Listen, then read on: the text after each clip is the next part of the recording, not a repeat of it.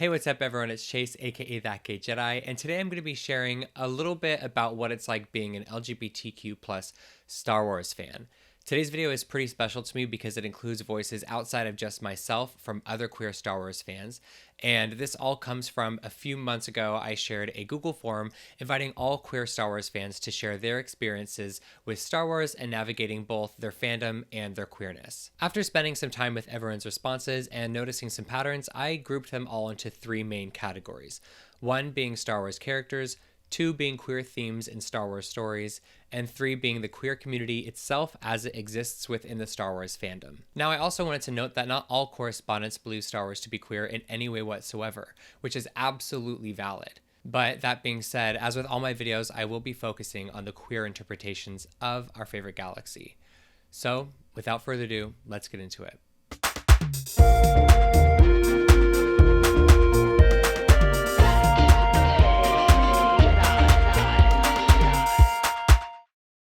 So, probably to no one's surprise, some of the biggest takeaways from these responses were about how various Star Wars characters related to fans and their queerness. I think we can all agree that Star Wars, from its very beginning, has had incredibly nuanced, subversive, and compelling characters. And for many queer fans, characters like these can oftentimes lead to exciting realizations and better understandings of self. A couple queer fans mentioned Luke Skywalker and Leia Organa as examples of subverting traditional gender norms, which I have gone into in past videos. Bailey, a bi Star Wars fan who filled out the survey, shared the significance of a badass princess who is also a general and how much that meant to her as a young fan. Bailey writes that her adoration of Leia, quote, quickly became a classic WLW. Do I want to be her or am I attracted to her? She continues, I came to realize it is okay if it is both. For others, their queerness jumped out in the prequels, and I definitely would include myself in this group.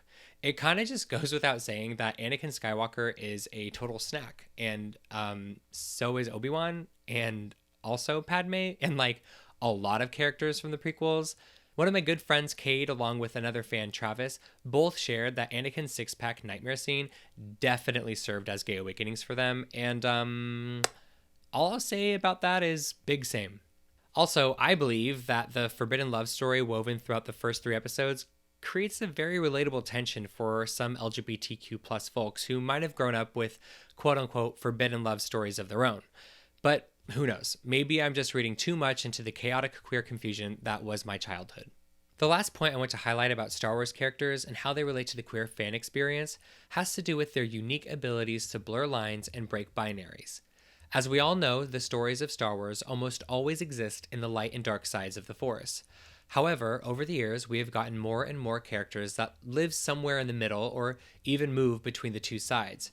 Characters like Ahsoka Tano, Asajj Ventress, and Kylo Ren offer clear examples of exploring both the light side and the dark side, and ultimately accepting both as truth.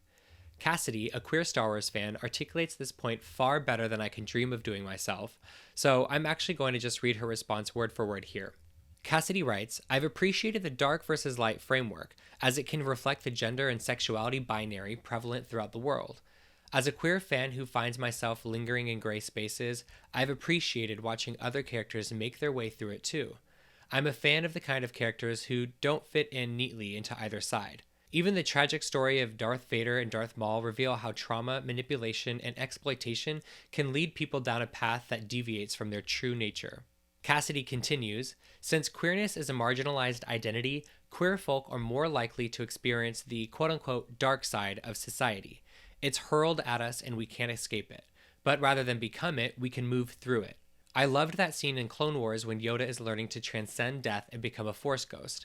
After battling it out with the materialized version of his dark side, he realizes that in order to stop this fight, he must accept it.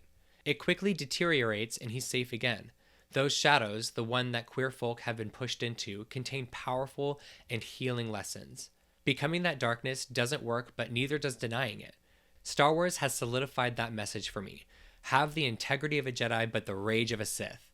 Balance is not just achieved through a binary, but rather a merging of both extremes. Cassidy also mentions that some Star Wars characters are, quote, nuanced and vulnerable and not so easily shoved into a box, end quote. She continues to highlight that while their sexuality might not be queer, their humanity is. Also, another wonderfully queer aspect to well written binary breaking characters is that they can oftentimes inspire fans to think critically about their own pronouns and gender identities. In one of Richie's responses, he writes, quote, "When I realized I related the most to some male characters in Star Wars, it helped me discover I preferred being referred to with masculine pronouns, and because of that, it will forever be an important part of my life." End quote. And that's freaking cool. How strong, well written characters in or outside of Star Wars can offer that kind of personal information and healthy influence to audiences. I mean, what a beautiful thing. Another huge takeaway from the survey were the themes found in Star Wars and how those themes relate to the queer experience. I break down a lot of these themes and others in other videos of mine, but I really wanted to make sure to mention them here because they kept coming through in the survey results. One of the most evident queer themes mentioned by multiple respondents was family, more specifically, themes of both broken and chosen families. In the survey, Travis mentions coming from a broken family and how the family dynamics in Star Wars are extremely relatable to him. In Star Wars, we see characters coming from broken families and characters finding chosen families. Of course, a chosen family is something almost anyone can have in a way, but there is a very specific importance of found family in the lives of LGBTQ plus people. Anyways, there were several other folks that mentioned the navigation of family in Star Wars, and I myself would consider it to be, without a doubt, one of the queerest things about Star Wars. Another queer tone easily found in Star Wars is the levels of camp it reaches. This, too, is something that just makes Star Wars feel so gay, especially in the prequels. Most all of the Star Wars trilogies have moments of absurd, over-the-top theatricalism, and for those familiar with the origins and definitions of camp, that is what makes the galaxy feel so extremely queer. Finally, and this isn't so much of a theme as it is an overall vibe, we have the sheer infiniteness of the Star Wars galaxy itself. And this was something that was highlighted by multiple Star Wars fans in their survey responses. There is something so promising about the size of the Star Wars galaxy for us LGBTQ plus folks. A lot of us watch these stories and we can just assume that there are people like us in them somewhere. Even when there aren't explicitly queer characters featured in the larger Star Wars stories, we as fans, understanding the epic scope of the galaxy, are self-assured that there are undoubtedly queer, trans, and gender nonconforming characters gallivanting elsewhere in the galaxy. Which, by the way, I think is a part of why there is such a growing hunger for representation in Star Wars. We all know there are other characters out there, and we want to see what they're up to. The survey results also highlighted queer aspects to Star Wars outside of the stories themselves. From cosplay to fanfiction to fan art and the fandom as a whole, it was fascinating reading everyone's reflections on how their queerness and their love of Star Wars intersect.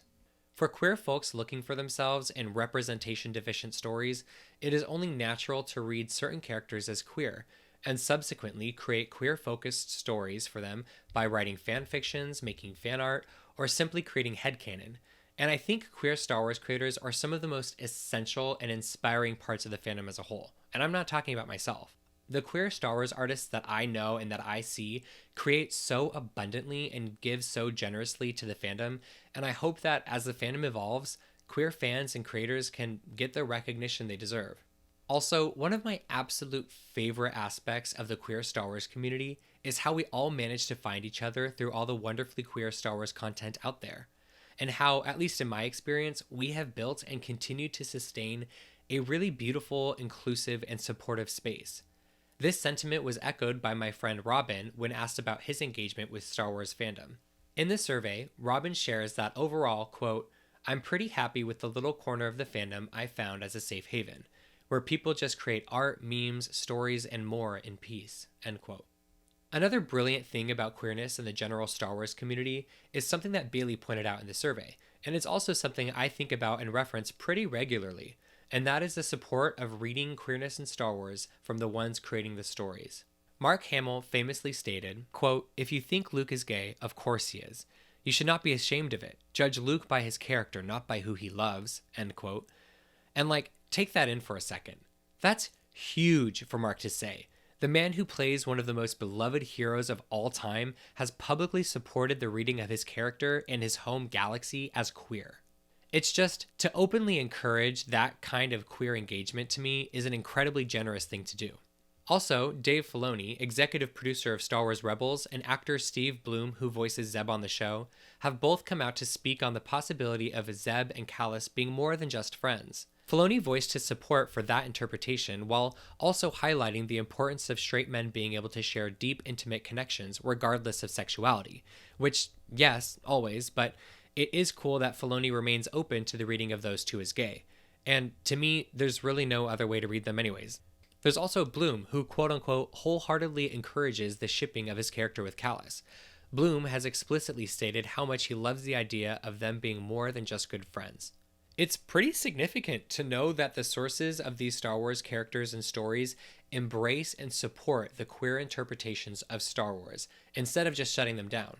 And for any fans that resist queer readings of Star Wars characters and stories, those receipts are great ones to have. Finally, I wanted to very briefly mention the not so inclusive side of the fandom, because unfortunately there were a few folks from the survey who did share that they have a skepticism of engaging with the Star Wars fandom, and who can blame them? I myself am regularly disappointed by fans dragging other fans just for holding different points of view. Fans politicizing and complaining about the increased representation in Star Wars stories, and fans going off on toxic rants about various topics in Star Wars news. I don't want to harp on it too much, but I at least wanted to call attention to it because, well, for one, it's something that came through multiple times in the survey.